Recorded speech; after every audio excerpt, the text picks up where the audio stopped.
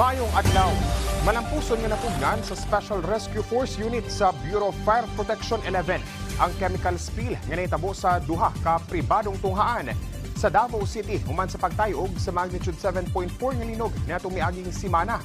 Suot ang specialized gear gilayon nga girespondihan sa BFP-11 ang gingong chemical spill sa usa ka pribadong kolehiyo sa Guzman Street, Obrero, Davao City.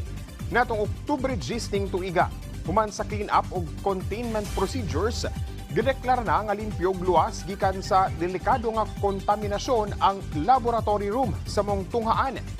Samtang natong Oktubre 11 ning tuiga, girespondihan sab sa Davao City Fire District Special Rescue Force ang laing chemical spill sa usa ka pribadong kolehiyo sa Matina, Davao City.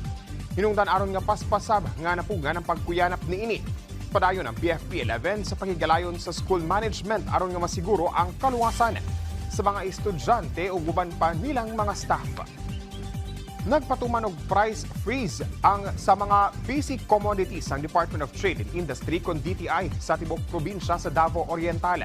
Kini subay sa pagpailawom sa tibok probinsya sa Davao Oriental sa state of calamity.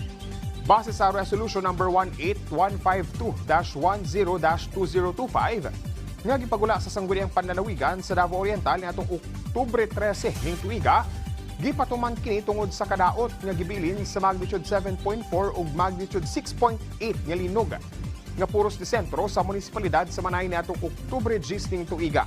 Ang price freeze ipatuman sa tanang syudad ug munisipalidad sa Davao Oriental hangtod sa December 12 ning tuiga o kung wag tango na kini. Ang mga musupak sa price freeze mamahimong makulong gikan 1 hangtod na 10 ka tuig o kapabayaron sa multa gikan 1,000 hangtod sa 1 million pesos. Subay sa mong kamanduan, dili mamahimong patasan ang presyo sa mga canned goods, gatas, kape, noodles, tubig, asin ug sabon nga ginabaligya sa probinsya sa Davao Oriental. Ug mo kato ang mga nagunang balita dinhi sa PTV Davao. Ako si Jay Laga para sa Pambansang TV. Sa Bago Pilipinas.